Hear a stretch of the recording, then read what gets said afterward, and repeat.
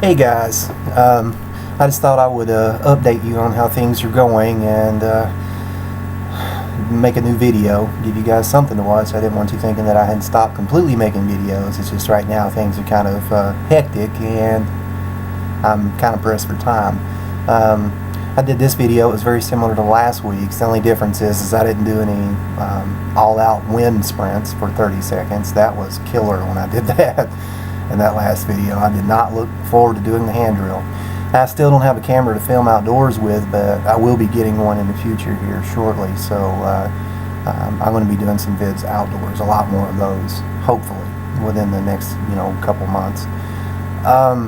In this video, I wanted to say that the only thing I did different was instead of the sprinting, I used a 30-pound backpack for the urban hike, if you want to call it that. Actually, the grades varied, so it was very much like hiking in the hills, except the terrain's not going to be slippery and whatnot. I hiked for, I think it was somewhere between 7.5 and 8 miles. I only stopped once for about, I think it was 4 or 5 minutes to change socks. It's a habit that I get into when I'm hiking. Usually the distance it's halfway, I will stop and I'll put on fresh socks, stretch out my feet real quick, and put my boots back on and go. But besides that, I didn't soak the set as long either. I didn't soak it for 10 minutes, just like somewhere between 5 and 6 minutes long. But I've added commentary to this video, which should make it easier to watch, so it's not so boring where it's just, me sitting there not saying anything or doing anything. But I've added commentary and a few shout outs. But I include to do a shout out video later on when I get moved in proper. I should be done by May, I believe it is. And the first week of May, hopefully, and get everything done. And sorry I haven't been around much, but shoot some private messages to me and I'll try to get back with you as soon as I can. But anyway, you guys have a good day and a good weekend coming up. Hey guys, as I was saying in the intro, I'll record myself talking as I go in this video to at least give you something to listen to besides watching grass grow, or at least that's how I feel about watching these vids. Here I am placing the set in the water. I was going to try to leave it in there for 5 minutes. This is kind of funny, actually, the opening of this video. What you hear is you see me actually struggling to get this ball bat, which I had a weight in the end of that, keep it by the door for defense. I thought it would hold this down, but apparently I just can't get it to hold it underwater, because I was just want to sit back and drink some water and read a book while I waited for this to soak. And this clearly wasn't working. Yeah, here I am taking that out. I like to challenge myself when I'm doing hand drill or bow drill or any other friction fire, or any fire making for that matter. Like I said in the intro of this, I had hiked for, I think it was somewhere between 7.5 and 8 miles prior to this with a 30-pound pack on. I had drank 2 waters from the pack, bringing that down a couple pounds. So I think that I have one of the bottled waters here, and it looks like it says it's about 16.9 fluid ounces, so a couple pounds. But nonetheless, I don't know, 27 pounds, something like that, for the pack as I got home.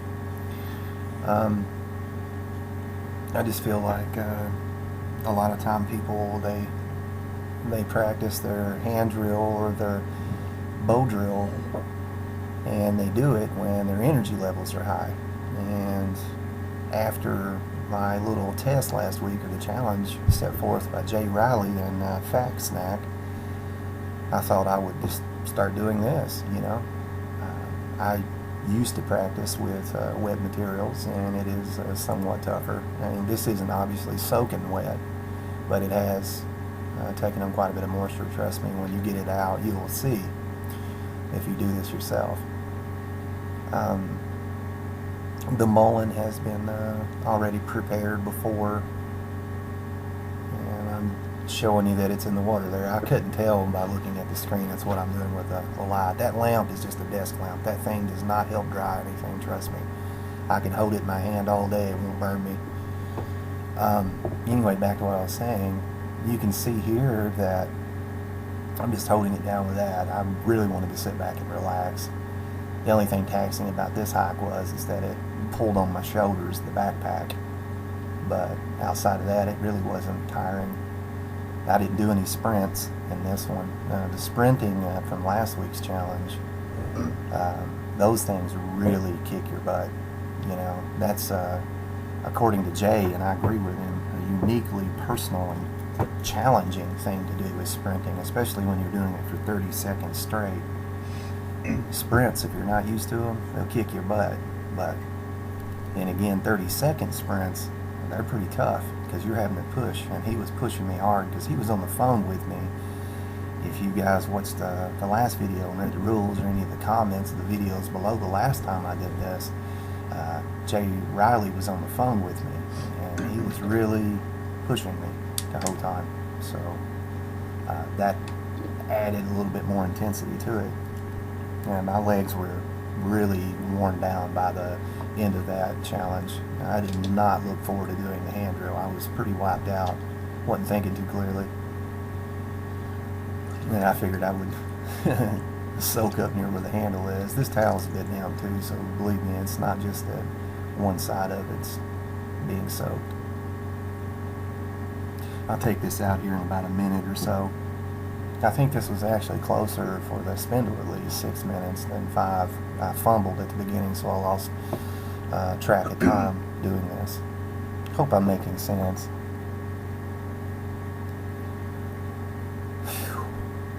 And I really look forward to getting into my new place, and hopefully I will get a camera where I can film outdoors, guys. And that's going to be a huge plus. Maybe I can do something similar to this. I probably won't do many more videos like this, just simply for the fact that, you know, it's just going to become part of my regular week, if you want to call it that, to challenge myself. But I have some ideas in mind for other kinds of videos outside of fire making, things I've wanted to do for a long time. I just, like I said, didn't have a camera to do it. It's fun to do. I like playing with fire, but it's not the only thing I can do, and I will show that later on. For right now, we'll just keep it to this.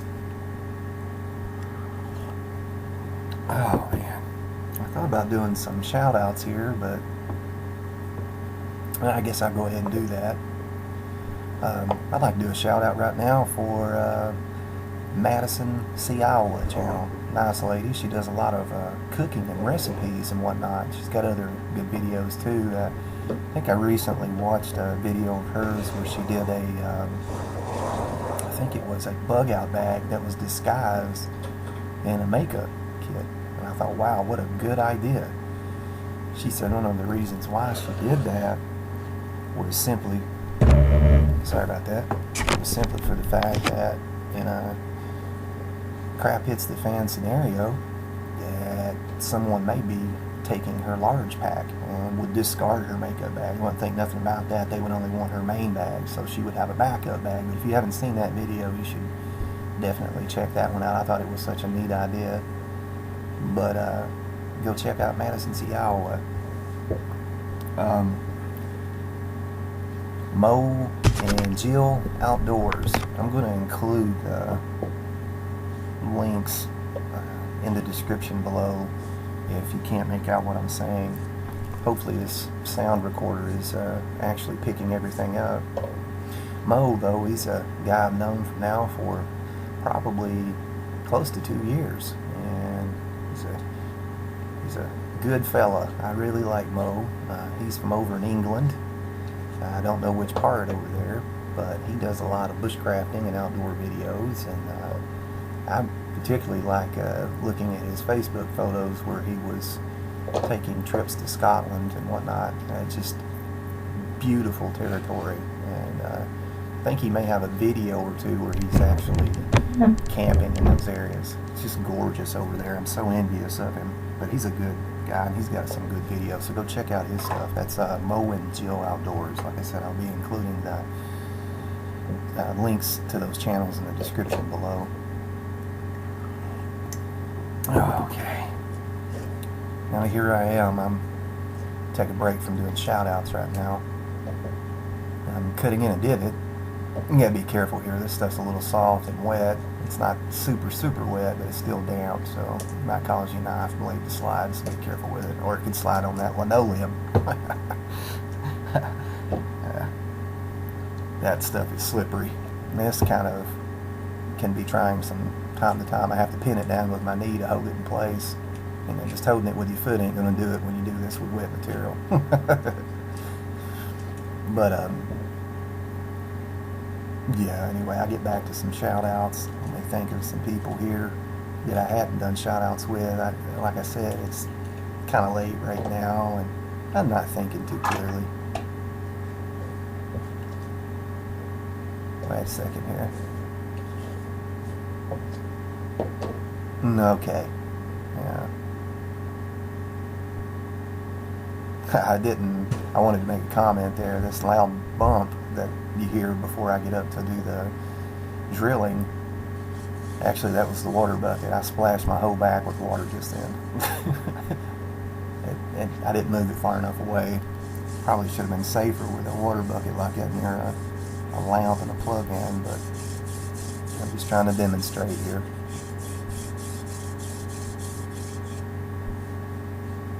Yeah, I'm going to have to make a video or a list of people so I can do shout-outs. If I think of some people here in the next few minutes, I'll do some.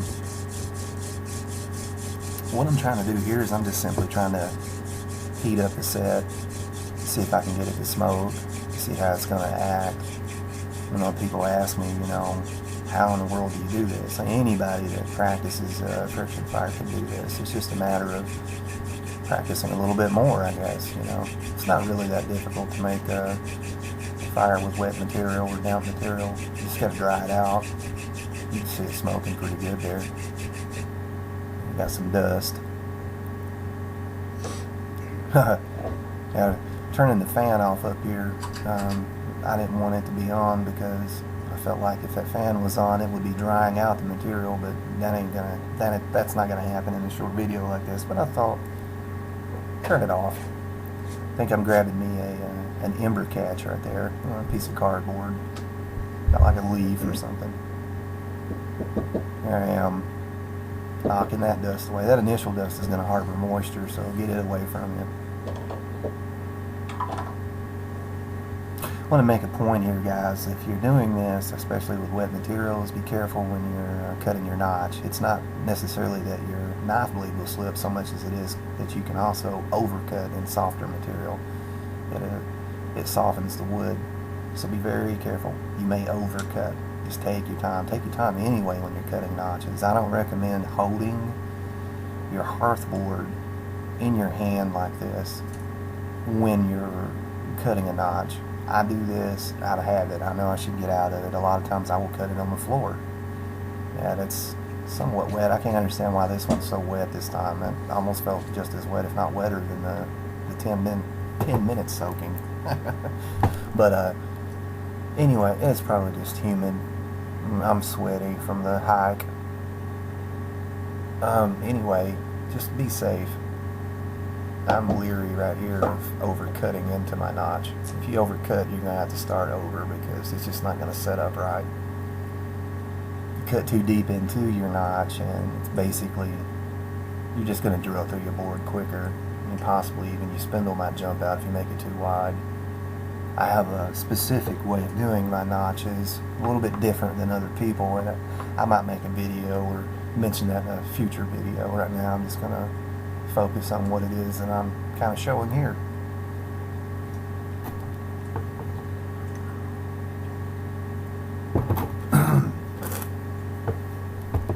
It's been raining a lot here lately where I'm at. I don't know about where you guys are at. It rained literally all night yesterday night.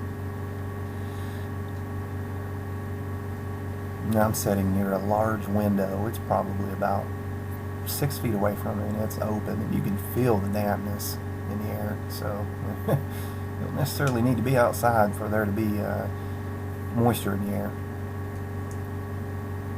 I'm just even feeling a piece of paper near a table up here, which is in front of that lamp.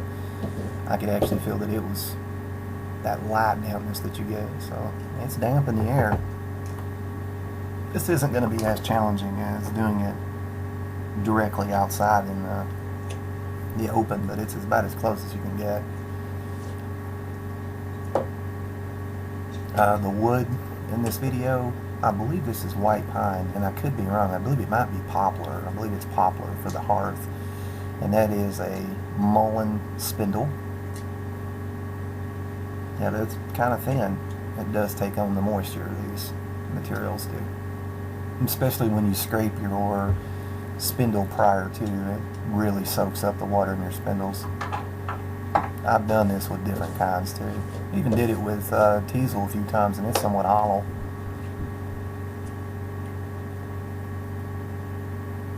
Okay. I was wanting to show something here, and I may not explain it well, but I'll try my best. It's regarding a technique you can do. Several things here I wanted to try to show. Even though it just looks like I'm simply drilling, which is the case, I'm just going to start very slow with very light pressure until I start seeing vapor first, because this material will be damp, and smoke. I'm going to build up some powder here, some dust.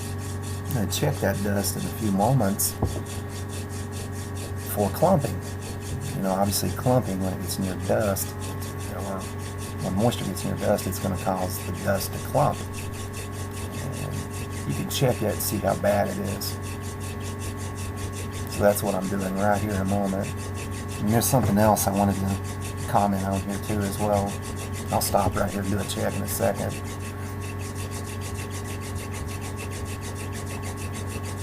I probably could have kept going and did an ember right out, but I just wanted to show this. It's coming up right here any second. Okay, right here, you'll notice I'm doing this little pumping action. You can do that to not only increase your chances of getting an ember, but also it'll help further, in my opinion, and I could be wrong about this, it's kind of like stoking a fire. It'll increase the heat that you already have there where your spindle tip meets your hearth board.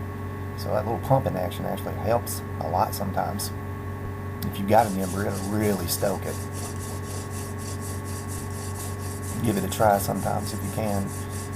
I checked there a few moments ago, you saw, for clumping. I did see some, felt some, but it wasn't real bad. So I'm just going to go ahead and go for an ember right here. I think a lot of people refer to this where you try to heat it up, let it dry out as forced drying. I'm going to call it that. You just go by feel. So I'm really turning up the heat here.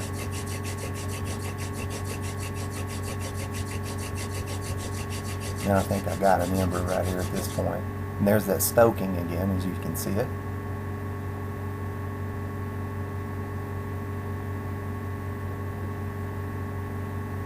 Yeah.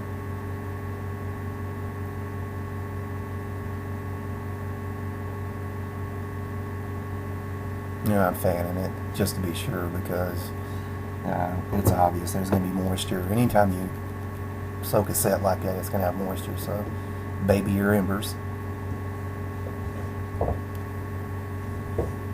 Is it necessary to do this? No, it's not. I do this just to challenge myself and to keep myself thinking always that friction fire is never easy, and it never will be. This is a very difficult skill sometimes. It can be even more difficult when you're messing with materials like this. But I like to remind myself this is not always going to be easy, and I like to make it difficult. Just practicing with dry sets all the time, it just doesn't have the same you know, challenge for me. Get out there and practice with different things, and pre-fatigue yourself too, like I did with the hike. Probably going to close for now, guys. Took time to do this, and hopefully you guys enjoy it, and you know, shoot me some PMs or some whatever, and I'll be moved soon. Anyway, thanks for watching, and you guys have a good evening.